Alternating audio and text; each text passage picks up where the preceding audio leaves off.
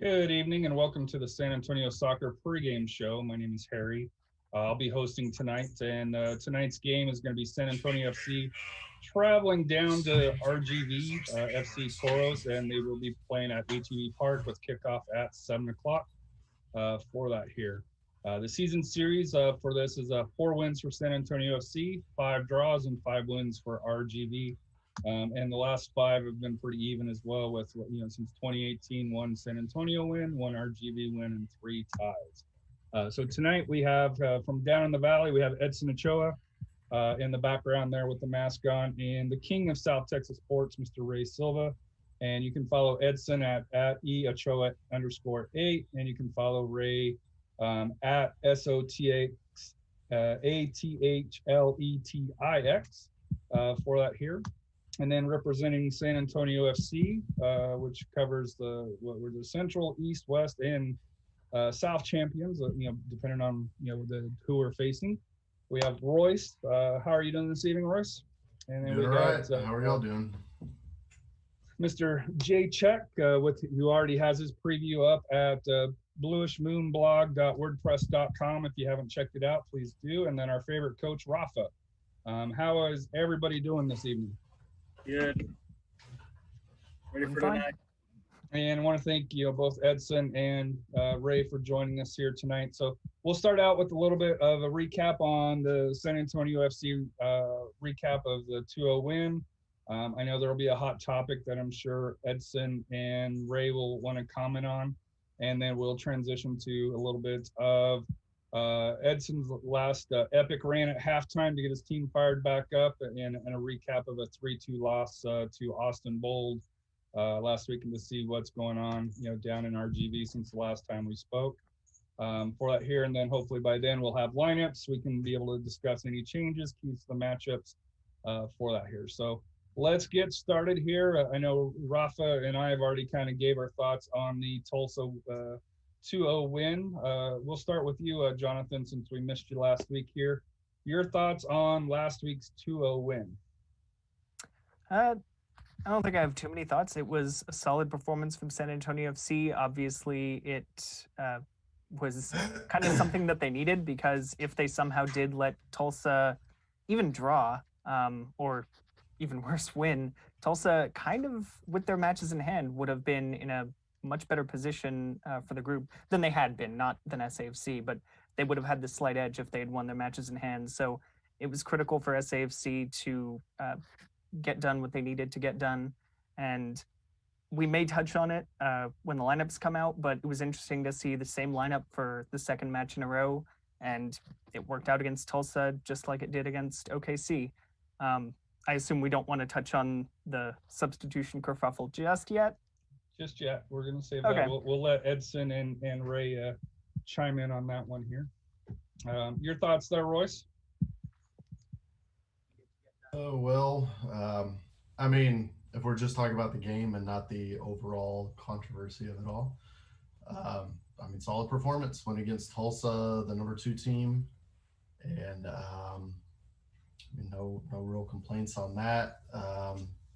It's kind of looking like it was going to be a 0-0 draw, and then that handball we finally got a handball in the box called our way, finally, after, 4, maybe 5 that happened prior, and no calls, including was first or second match against RGV. So that's I guess topical now.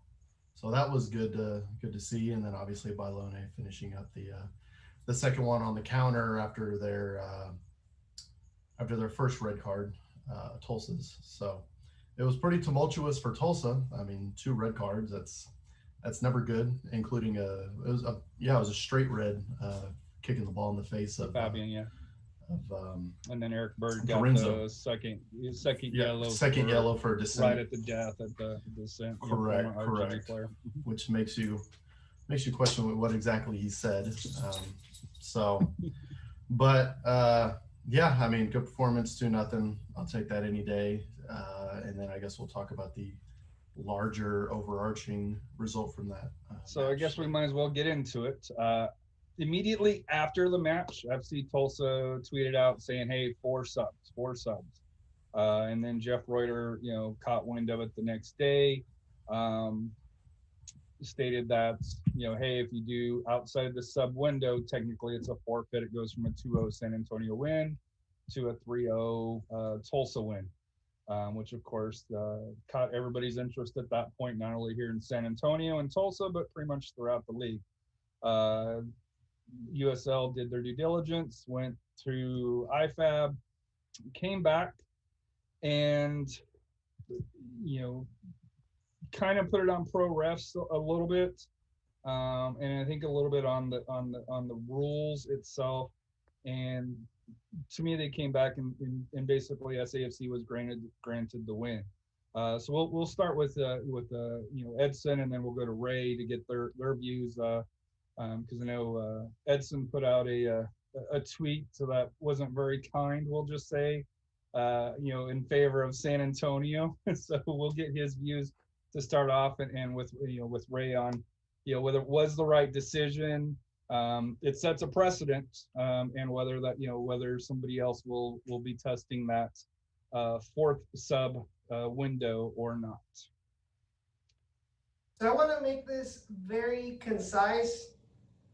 What's the point of creating rules that are established since the beginning of the season, if when it comes to time to actually pretty much see it, when it comes into effect, you're not going to do it anyway? I mean, the rule states very clear that when you don't follow that rule of the 3 substitution windows within the game, it says it right clear: a fine and a forfeit. It couldn't. There was no murkiness to it. There was no loophole, at least in my eyes, that could have said, oh, you know what, this is it. The rule doesn't exactly come into this situation. It's clear as day. They used a 4th substitution window when they shouldn't have. I don't care if it was if pro refs did not even realize that this was their 4th substitution.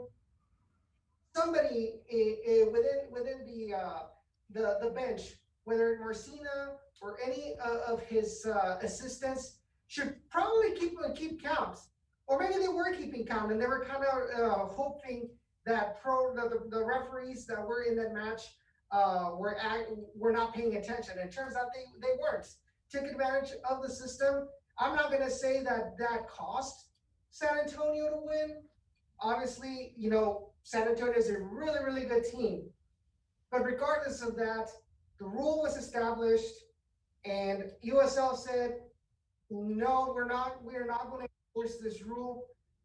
So is this, like you mentioned, is this going to set a precedent for any other team to do it? And if they get fined, they're like, hey, San Antonio did the same thing and you didn't do anything to them. Why am I going to get punished for when somebody else, another team, did the same thing and didn't do it? So it's a bad precedent for the league, and I think it makes everybody involved, in my eyes.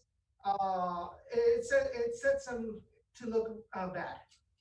Before we go to Ray, I want to go to Royce, because he was shaking his head there a little bit. So a little bit of rebuttal from Royce here, and then we'll get to you, Ray. I apologize. Right. I get the integrity of it all. And I kind of think that is the issue, not the integrity of the league, but the integrity of the rule.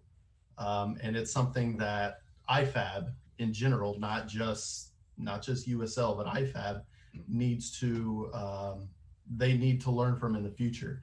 If you're going to temporarily allow something, i.e. 5 subs over 3 windows, you need to make it clear what the punishment is if you don't do that. And that's the problem. The league the league can only be as strong as how the rule is written by IFAB, and the rule is very poorly written because there's no punishment. The punishment that Ray's referring to is or I'm sorry, Edson, apologies. That Edson was referring to is if you use in a normal year a 4 sub, or in this year if you would have used a 6 sub. If you use more subs than you had, you have to forfeit the game, which makes sense. This window thing, it's poorly written. So even if the league would have levied a forfeit, then what would have immediately happened is that San Antonio would have protested the result, and they would have protested that. And since there is no legal writing of what punishment is if you go over those 3 windows, since there's no clear, concise, this is what happens when this happens, you can't do anything to that, because then you're just going to get into all sorts of lawsuits. And that's the problem. It's how the rule is written is a crap rule. It's kind of like the NFL's catch rule. What's a catch anymore? And that was the big problem. Is it wasn't the refs' fault. Everybody blamed the refs, but the problem is how the rule was written. And it was, I mean, everybody knows that. And the Brady rule and the Tuck rule and all those are just poorly written rules that are taken advantage of. And the league and IFAB, the sport, have to be better about writing their rules if they're going to temporarily allow something like that to happen. And like I said, I will say I thought San Antonio would have been held a forfeit just on how the rules were. And for that here now, as an SAFC fan, I'm happy, but I do think, as Edson mentioned, it kind of opens that window here. Ray, your thoughts on it? You know, the substitution window rule is the key determining factor. Was there a sub made when there was a hydration break? There was. Okay. That's when Christian Pirano came out. It was right during that. I reviewed it here.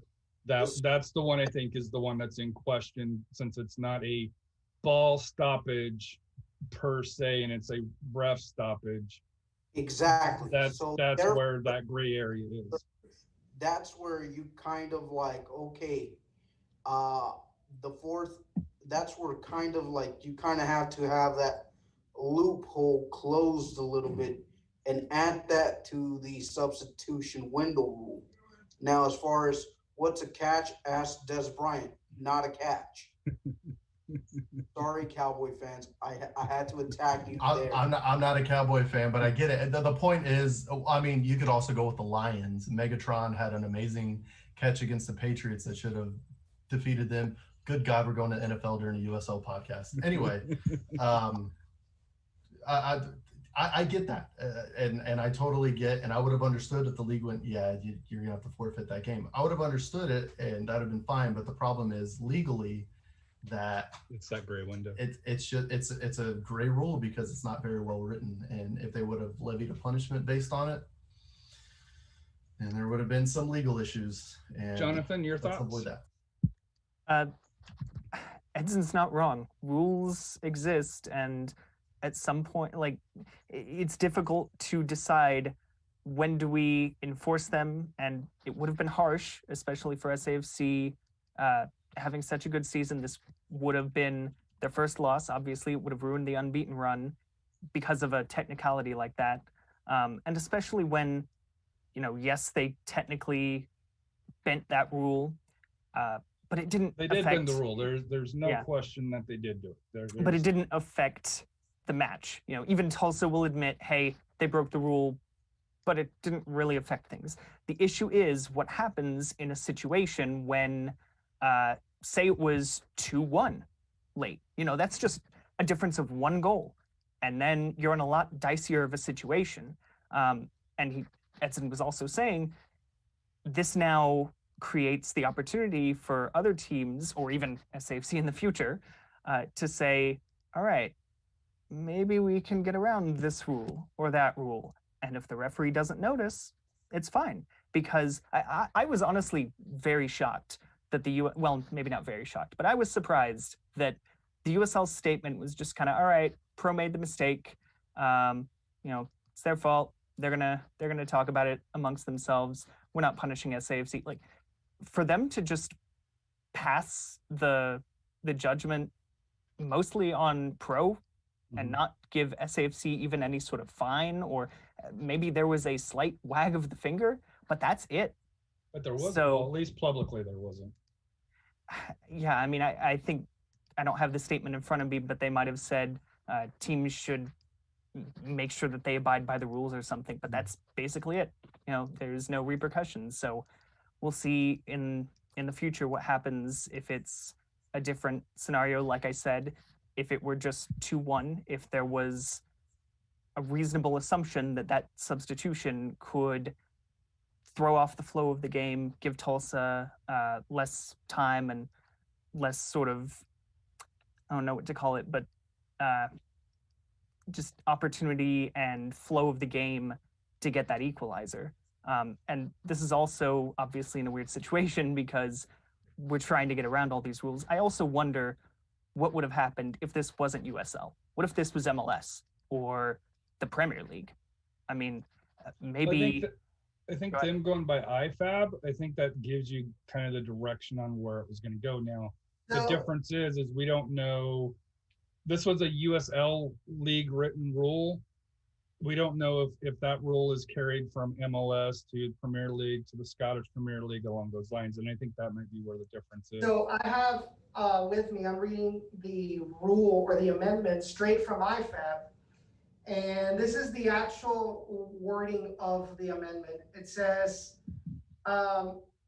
competition organizers have the option of applying either or both of the following. During the match, each team may use a maximum of 5, which we all know, has a maximum of 3 substitution opportunities, where both teams make a substitution at the same time. This will count as a new substitution opportunity for each team, and may additionally make substitutions at halftime.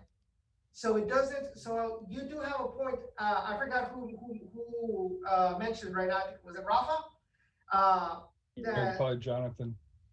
That it was, the wording is pretty vague into what constitutes a window, at least directly from IFAB. Because I know when they were talking about Premier League, they said that during the run of play, within each half, you could make a total of 3 windows. But if you make a substitution at halftime, that would not count against your substitution window.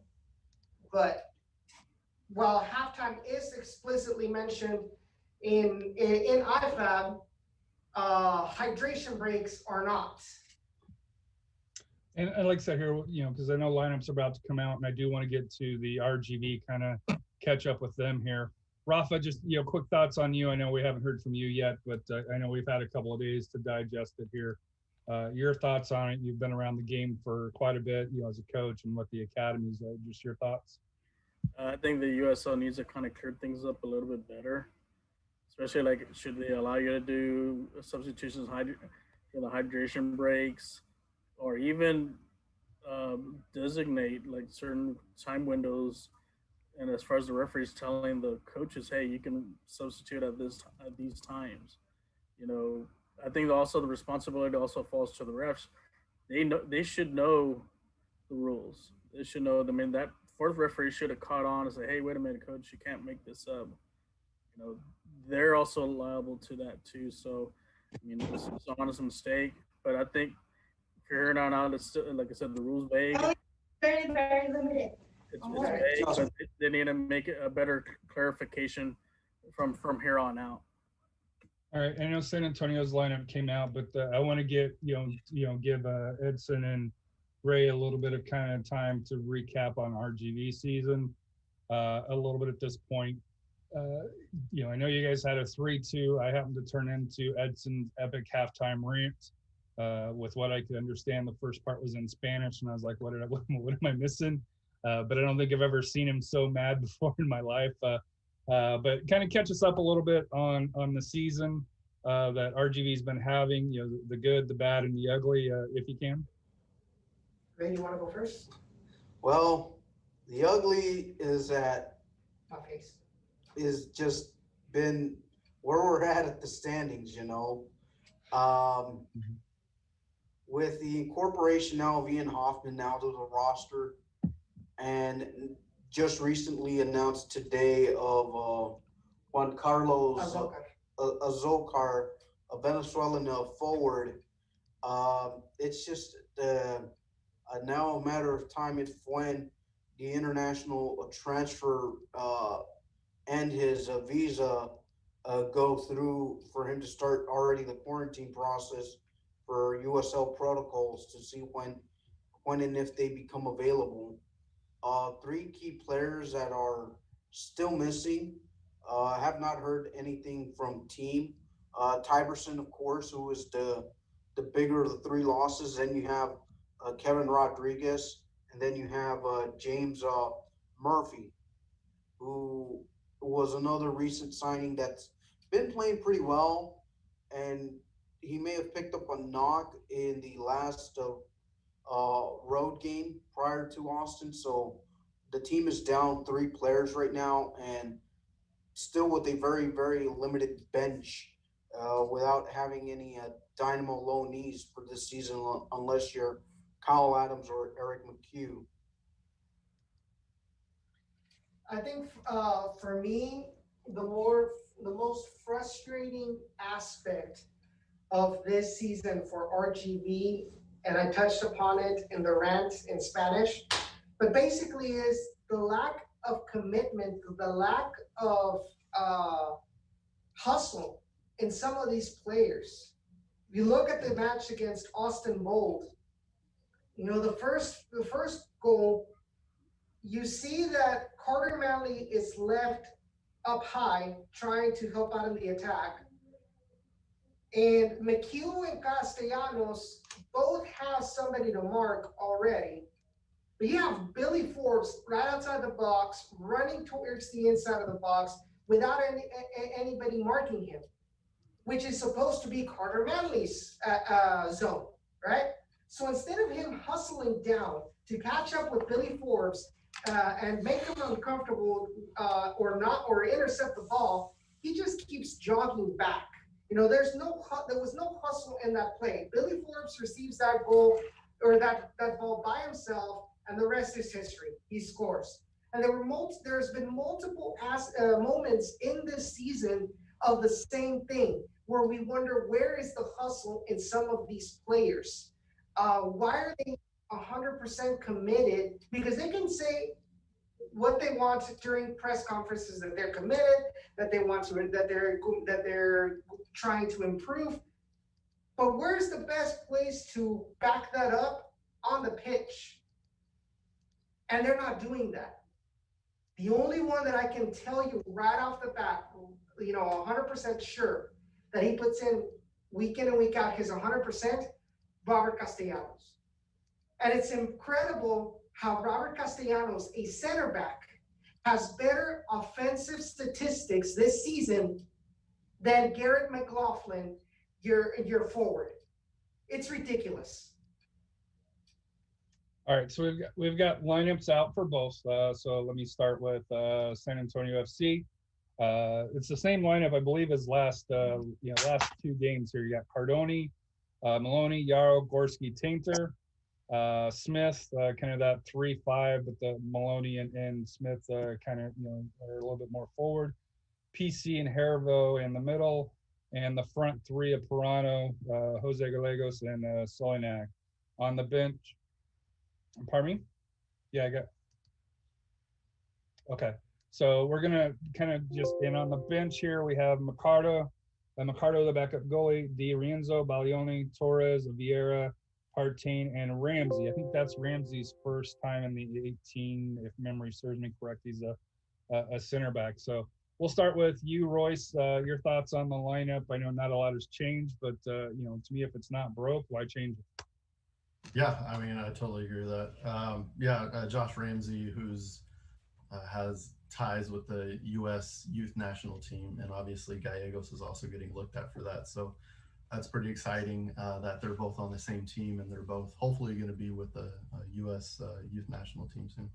But yeah, like you said, if it ain't broke, you don't really have much to fix. And they looked really good. They looked really good the last two matches. And I mean, if you found, it's kind of a Marcina thing. He did this a lot with the Scorpions, where he'd experiment early in the season, or when another player would come in, he'd experiment early, and then he'd get a good run of results, and he just sticks with it. And it's the KISS method. Keep it simple, stupid. So it's working. And let's go, boys.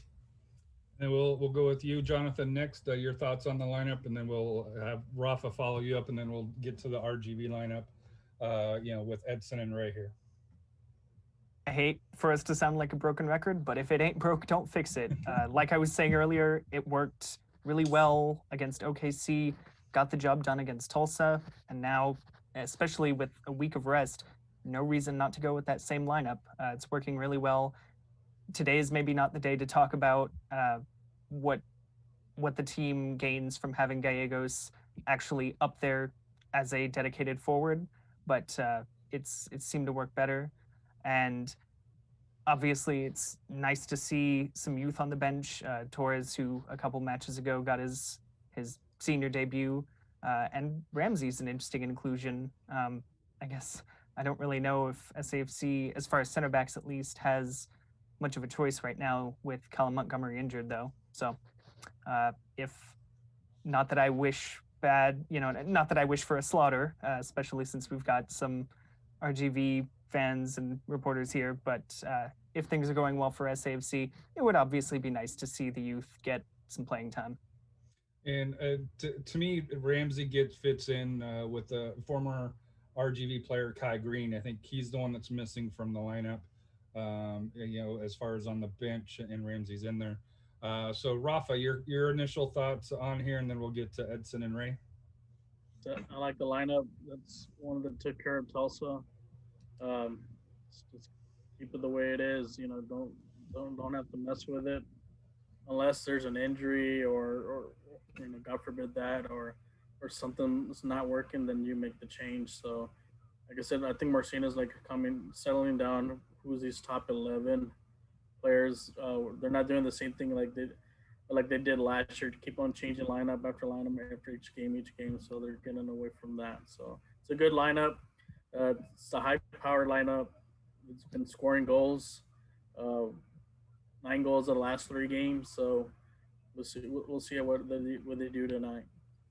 And then for RGV, it looks like Blanchett, Castellanos, Adams, Manley, Coronado, Martinez, Hoffman, which you guys have already pointed out. I think this is probably his debut, if memory serves me right. Lucatero, Cabato, Overajan Jr., and McLaughlin. And sorry, I mispronounced any of the names there.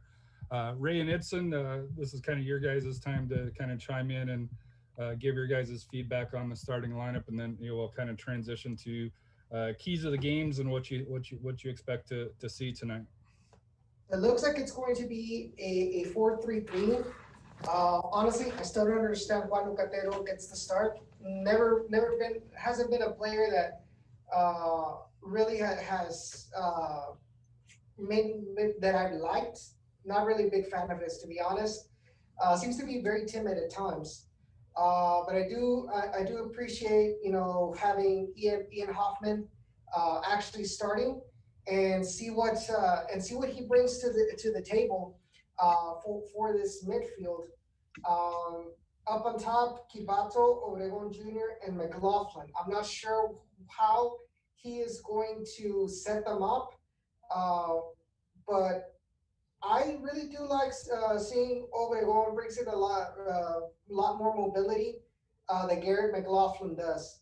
But the problem isn't mobility, isn't creating chances. The problem is finishing those chances. Birding them, yeah. When you continue to have the striker that has yet to score a goal all of the season, then are you really fixing what needs to be fixing? I mean, really, not really.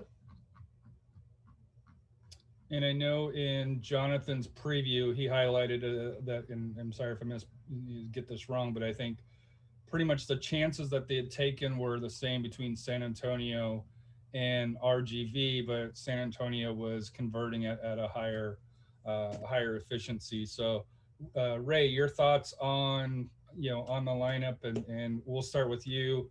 After your thoughts, what do you expect to see from RGV tonight on the as far as on the pitch?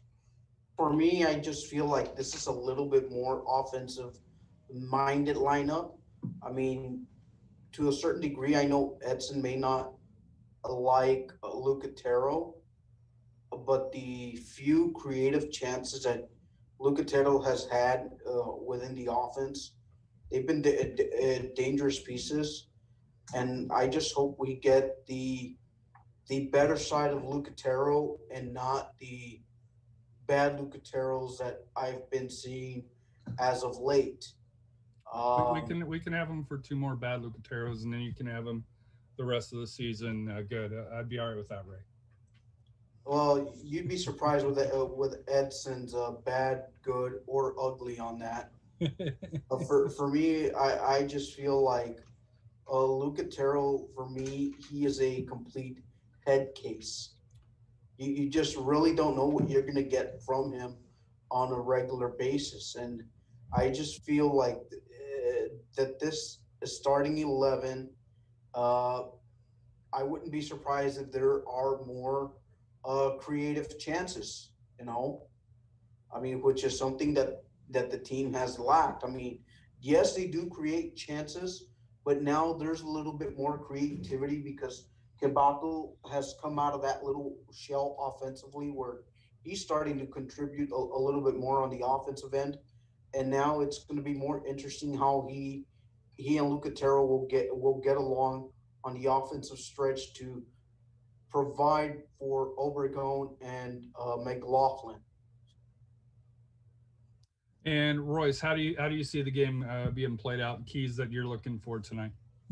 Well, I mean, the first couple matches that we saw RGV and SAFC play, it seemed RGV was more keen to sit back and try to counter, especially with Tyverson there on their right or left.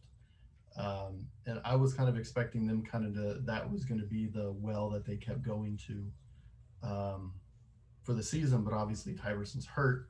So, and I think that is directly attributed to how RGVFC's season has gone. He's, I'd say without a doubt, their best player is Tyverson, and he showed it against SAFC. He looked very strong, and unfortunately he's been hurt. So we'll see what happens here. I mean, if it's a 4-3-3, it kind of looks like they may go kind of how Austin presses. They may go in a press and try to press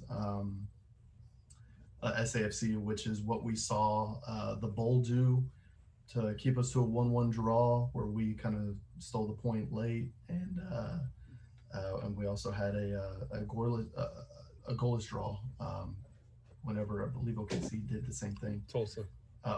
Tulsa did the same thing. But we also saw OKC do the same thing, and they got it was 4-0 San Antonio. So we'll see what happens with RGV. Like Edson said, it could be their potential may come out. RGVFC is one of those teams that they've always historically played SAFC tough for some reason, and they could pull one out of a hat and win 1-0 today. And honestly, that would not surprise me. It also wouldn't surprise me if SAFC wins 5-0. So it's going to be one of those. We'll see what happens. For you, Jonathan, what's your thoughts and keys to the match tonight? Yeah, just kind of building off for what Royce was saying. You never know what you're going to see between these two teams. Like I said in my preview, the first 2 matches between them when we restarted the season were pretty close. And SAFC in the first one didn't necessarily hammer home the sort of advantage they had in terms of the run of play. And they got punished for it at the end when they finally just couldn't repel those chances. But since then, their seasons have obviously gone in different directions. Like Ray and Edson have been saying, they just have not been able to finish chances. And, I as you referenced earlier, Royce, I addressed that in my preview. Although it does sound like a lot of, well, not a lot, but some of those are just hitting the post. We even saw in that first match between SAFC and RGV in RGV, RGV could have had 2 goals, one in the first half from Tyberson and one in the second, I don't remember who, but off a free kick, and they hit the post. SAFC got lucky there. So for all we know, maybe RGV spent the last few days working on that finishing, and they could present a real challenge to SAFC. But I don't think SAFC would underestimate them. They know that every match has to be won, and this is something that I think all players and coaches will tell you. You've got to win every match on its own merits. But just keep RGV from getting even getting opportunities, because like I always say, you never know, if you take a crazy shot, it might take a weird deflection and suddenly you find yourself in a surprise lead. There's But there's a saying in hockey that if you throw the puck at the net, good things happen. So exactly. yeah. Um, so, and I don't think it's going to be that difficult for SAFC to get forward, to find ways to particularly exploit RGV mistakes, because I know that's something I get the pregame quotes from RGV, and they're talking about how they're making a lot of mistakes and SAFC will punish them for that. So, do they, as we were talking about earlier in the show, can they walk the walk instead of just talking the talk? I wouldn't expect it. Sorry. So if SAFC can cause those mistakes and show their quality and punish RGV for it, I don't think it'll be that difficult. Rafa, your thoughts and keys to the game, and then from you, we'll transition into predictions, and then we'll finish up with final thoughts from everybody. As far as keys of the game is, learn from the first game. That's all I always tell my players when we go the first to go around. Learn from the first game. What didn't we do right? What did we do right? How can we exploit that and so forth? And they're not, like I said, SAFC is not going to take them lightly. It's a rivalry game. Every rival game, whether you're 0-10 or whatever, as long as you beat that team, that makes your season. So they're not going to take them lightly. What I do want to see out there is jumping them right away, like what they did with OKC and also with Tulsa, not sit back. And like I said, and take advantage of those mistakes. If you have a team that's down, you keep them down. You kick them, and put them out of their misery. Get the goals in. So the key tonight is just keeping the pressure, getting goals early, dictating the pace, and playing smart in the back. And then, like I said, and they said we're also going to have a difference in this game because that was our first game. So we have some games under the belt. So we're clicking, and then, like I said, we'll see what now with the Cardoni on the net. That's been the change. That's going to be a little bit different too. So what's your prediction tonight, Rafa? What do you got? I'm going with SAFC 2-0. It's going to be a tight game, but we're going to get a 2-0 win. Jonathan, I know yours, but do you want to go ahead and announce yours publicly? Like Rafa, 2-0. Like I said, I don't think it'll be too difficult, but maybe not too comfortable. If nothing else, SAFC, I've talked about how they had a week off. Maybe that also translates into having to ease back into things. You don't have the adrenaline, and just you're not able to roll on with that streak of results. But I think their quality has to show through, even in the Valley tonight. Royce, your prediction? I'm gonna go 1-1 draw. It's a bogey game. Every time that SAFC has looked strong and gone into RGVFC, and we've thought, they've got to get it this time. This is the time. They haven't. So I'm hoping they buck the trend, but I'm gonna go 1-1 draw. Edson, what's your prediction? I know you're hiding in the background there, but what's your prediction there? 2-1 San Antonio. And Ray, yours? I think the Toros will probably get an unlikely goal from the bench. It's going to be a 1-0 win for RGV. I could also see that. So, and my prediction, I say 1-0 as well. I don't know how many times me and Edson have went back saying, SAFC is going to finally catch up to RGV in the head-to-head. And for whatever reason, they never do. But if SAFC can win tonight, that would even up the series, especially which for San Antonio, following RGV won 3 times the first year, and I think SAFC won 1. To be able to finally close up that gap would be tremendous. And then they get the final game, next week in San Antonio, to where they can finally claim the head-to-head lead against RGV. But I do think it's going to be tough. I'll do my final thought, my first final thought, and it's more of a news thing here, and this affects both of us, both sides here. Former San Antonio FC, if you want to count it, for his 48 minutes, and former RGV player, Jesus, I forgot his name. Chuy Enriquez. Enriquez. Chuy Enriquez, man, I blew it. Oh boy. Signed with Reno. I know both of us, I know both sides. You're like of us are huge SAFC at the end of fans. the game there, just blowing it, Harry. Come on, man. Man, it's been a long day. But no, like I said here, I really hope that he has success up there. Yeah, wish he would have gotten more of a chance here in San Antonio, but with the play style they didn't. But I am really happy that he landed on a team not in our group, to where we have to face him outside of maybe the playoffs here if we see him here, though. So congrats to Chuy. I know both RGV fans and San Antonio fans really enjoyed his time, and especially if you follow him on social media, he's an awesome guy to follow For sure, and he's from the Southern California area, so I mean that's home for him, and I'm really happy he landed there, and I just wish him the best of luck unless we see them in the playoffs. So we'll start with you, Royce, and then we'll go down to Ray and Edson for their final thoughts, and then follow up with Jonathan and Rafa for here. So Royce, what's your final thoughts on tonight?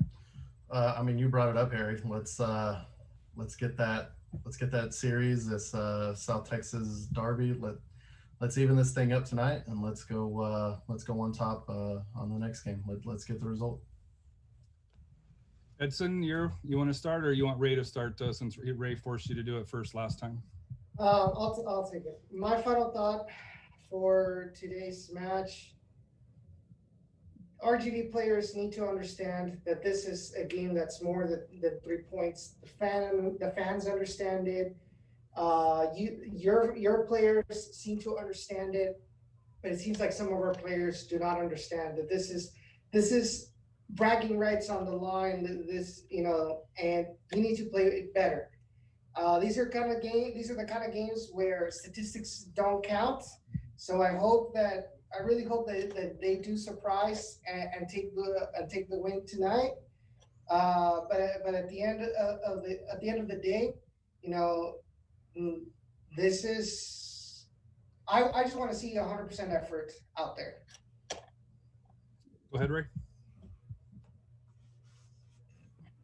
Ray, your final thoughts? I'm just, I'm hoping to see a really physical game because of where the teams stand at the table. They say that you don't play derbies to play them. They say that you play derbies to win them.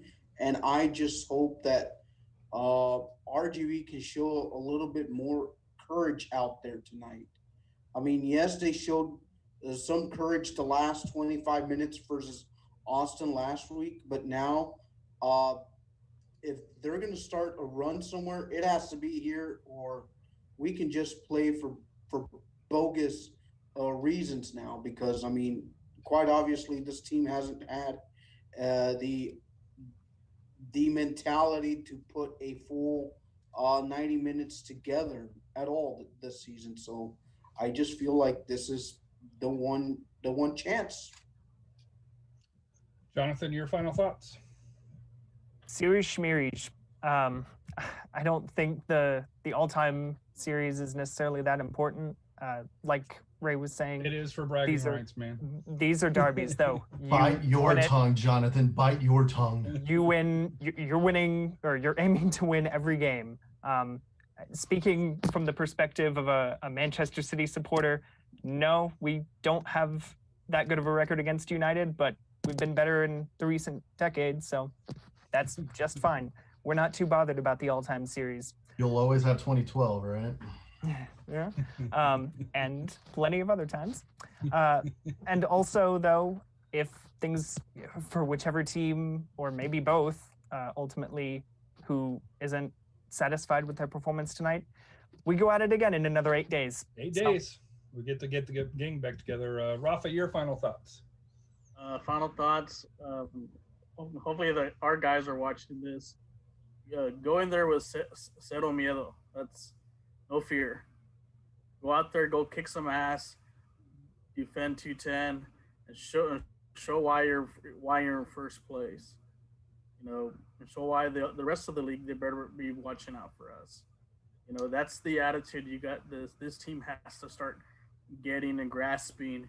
You know, it is a rivalry game. I've been through many rivalry games, like Del Rio Eagle Pass. They hate us, we hate them, but that game means something to us. You know, it's about pride, and this game is about pride. So, you know, go out. Hopefully, they go out there, take care of business, get the 3 points, and then next week we'll do it again. And then hopefully, like I said, we can get those 3 points next week, and then we're in the driver's seat, getting to the playoffs.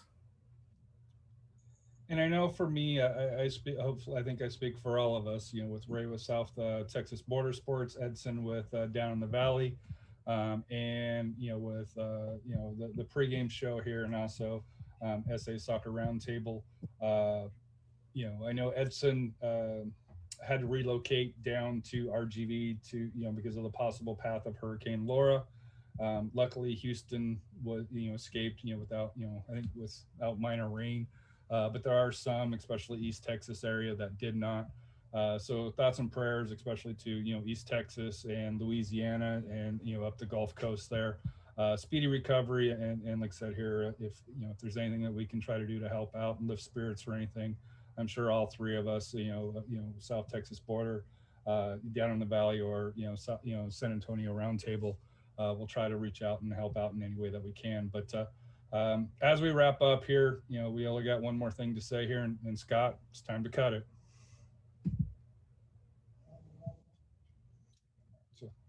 So next week, well, not next Friday, but next week, same time, guys. You guys want to do it again?